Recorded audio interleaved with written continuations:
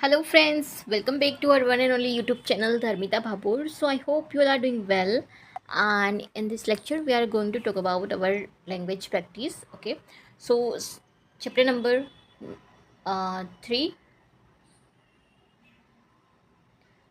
Standard નાઇન્થના ઇંગ્લિશનું. Okay, જે મોહન અને એની વેણાની આપણે વાત કરી છે એના આપણે લેંગ્વેજ પ્રેક્ટિસ સુધી પહોંચી ગયા છે આ લેક્ચરમાં. ઓકે, સો જોઈ લઈએ કે ક્યાંથી કઈ રીતે આપણને લેંગ્વેજ પ્રેક્ટિસ અહીંયા આપેલી છે. Yes, so first language practice છે L1 છે. Read the passage and observe the underline words. Okay, અહીંયા જે પેરેગ્રાફ આખો આપેલો છે એમાં આપણે શું કરવાનું છે, જે અંડરલાઇન વર્ડ્સ આપેલા છે ધીસ વન, ધીસ, ઓકે, એને આપણે જોવાના છે કે શું છે. તમને બધાને ખબર છે કે બધામાં એક વસ્તુ કોમન દેખાતી છે તમને એલવાય. ઓકે, એલવાયમાં મતલબ સફિક્સવાળું આપણને અહીંયા વાક્ય છે એ યુઝ કર્યું છે. ઓકે, શબ્દ છે યુઝ કર્યા છે. ઓકે,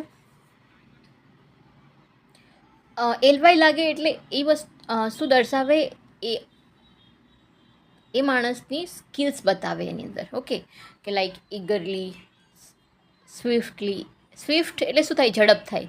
બટ સ્વિફ્ટલી એટલે એક સ્કિલ બની જાય, માણસની અંદર એક ઝડપની કોઈ સ્કિલ્સ હોય એની વાત કરેલી છે. Okay, so let start with our paragraph. Okay, કે જોઈ લઈએ કે બધાના મિનિંગ શું થશે એની અંદર.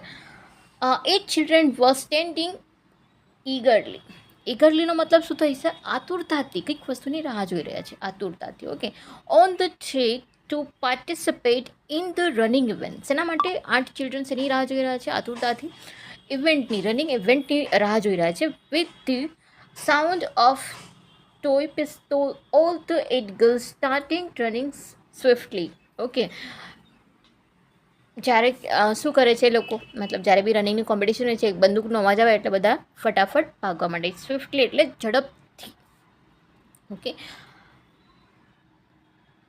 Yes, and after just 10 to 15 step, one of the girls suddenly slipped and fell down. શું કરે, એમ લપસી ગઈ અને પડી ગઈ, નીચે પડી ગઈ. When the other 7 girls heard this sound, they stopped running. Okay, બીજું શું કર્યું કે 8 લોકો હતા. ઓકે, એમાંથી એક પડી ગઈ તો 7 એને જોવા માટે ત્યાં એનું જે પડવાનો અવાજ આવ્યો તો ત્યાં એ લોકોએ રનિંગ સ્ટોપ કરી દીધું. Stop for while and turn back. They all run back anxiously. એટલે કે અવાજ આવે તો they are like anxiouslyનો મતલબ થશે ચિંતાપૂર્વક. ઓકે, ચિંતા થવી, એન્સિયસ તો મતલબ ચિંતા હોય અને એન્સિયસલી એટલે ચિંતાપૂર્વક. Yes, to the place where the girl had fallen down. Okay, અને એ લોકો ક્યાં જાય છે, જ્યાં છોકરી પડી ગઈ ત્યાં લોકો જાય છે. વન અમોંગ ધેમ આ બેન lifted and kiss the girl gently. Okay, પછી એ લોકોએ એને ઉચકી એમ કાળજીપૂર્વક, પ્રોપરલી. ઓકે, એકદમ. And all the 7 girls lifted carefully. કેરફુલીનો મતલબ થશે કાળજીપૂર્વક લઈ ગયા એને કંઈ વાગ્યું છે તો એનું કંઈ દુખાઈ ના જાય એ બધું ધ્યાન રાખીને. The girl who had fallen down. Okay, કોનું ધ્યાન રાખે છે, જે પડી ગઈ છે એનું. Yeah, too often held the girl firmly, and all 7 of them joined hands together and walked together and reached the winning post. Okay, પછી શું કર્યું કે એને સાથે થઈને અને જે પડી ગઈ તેને ઉચકી અને બધા એક સાથે શું કર્યું, વિનિંગ પોસ્ટ પહોંચ્યા. Okay, officials were shocked, clapping of thousands of spectators filled the stadiums. Many eyes were filled with the tears, and perhaps it had reached even a court. Okay, બધાએ શું કર્યું, સાથે મતલબ આખું જે સ્ટેડિયમ હતું બધાને તાળી તેમ લોકોને વધાવી લીધા, કેમ કે આવું બધાએ સાથે એ વિનિંગ પોસ્ટ પર બધા એને ઉચકીને પણ લઈ ગયા. Yes, this happen in Hyderabad. Okay, આ વસ્તુ ક્યાં થઈ હતી, હૈદરાબાદની હતી. all the special girls had to participate in this event. Okay, so અહીંયા આપણે બધાના મિનિંગ જોયા, જે અંડરલાઇન વર્ડ્સ કરેલા છે. સો કયા કયા વર્ડ્સ છે અંડરલાઇન કરેલા છે. This one is eagerly, swiftly, anxiously, gently, carefully, and then one more is we have formed. Yes, so so this one we have okay. So આ હતું આપણું L1. So we are so તમારે આટલે જે વાંચવાનું હતું અને આના જે મતલબ થાય તમારે ફાઇન્ડ આઉટ કરવાના હતા. સો આઈ હોપ કે તમને બધાના મિનિંગ્સ એ બધી વસ્તુ સમજાઈ ગઈ હશે. Okay, so thank you very much. So will move forward with our second language practice L2. Okay, yes, L2માં શું આપેલું છે? એમાં પણ A અને B બંને છે. Yes, note down all the underlined words in your book from the above passage. Okay, ઉપરના જે પણ જેટલા બી હતા ને, શું હતું? eagerly, swiftly, anxiously, gently, carefully and firmly. એ બધાને શું કરવાનું છે?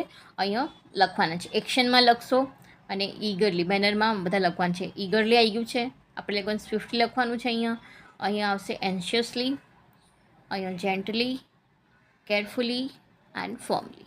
યસ, આ બધા તમારે લખવાના છે. ઓકે, અને પછી એનું શું બનાવવાનું છે?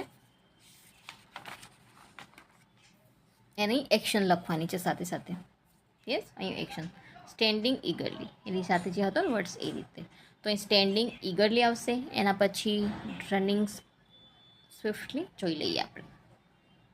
ઓકે, તો આપણે આ રીતે લખવાનું છે actions and banner. Okay, standing તો કે ઈગરલી, કેવું એમ આતુરતાથી રાહ જોઈ છે. રનિંગ તો કે સેફ્ટી એટલે ઝડપથી. રન બેક એટલે એન્સિયસલી લોકો બેક ટર્ન બેક કરે છે. પછી picked and kissed. Okay, gently, અને પછી એ લોકો એની ઉઠાવે છે એકદમ નમ્રતાથી. એન્ડ લિફ્ટેડ એટલે એને ઉચકે છે એકદમ કેરફુલી, ધ્યાનપૂર્વક. હેડ ફોર્મલી. ઓકે, સો આ હતું આપણું L2. જે ઉપરનો જે પેરેગ્રાફ આપણે આગળ જોયો ને, એ પેરેગ્રાફમાંથી જે અહીંયા વર્ડ્સ હતા મેનર અને એનું જે સાથે વાક્યો એક્શન્સ થતી હતી એ આપણે અહીંયા સેપરેટલી કર્યા છે. યસ, સો આ હતું આપણું L2. એમાં એ પણ હવે બીજામાં એમાં L2નું પાર્ટ B પણ છે, એ પણ જોઈ લેવી સાથે સાથે. ઓકે, યસ, તો બીમાં આપેલું છે match the phrases given in the left column with the appropriate word given in the right column. Okay, અહીંયા 2 કોલમ્સ આપેલી છે. Okay, left and right.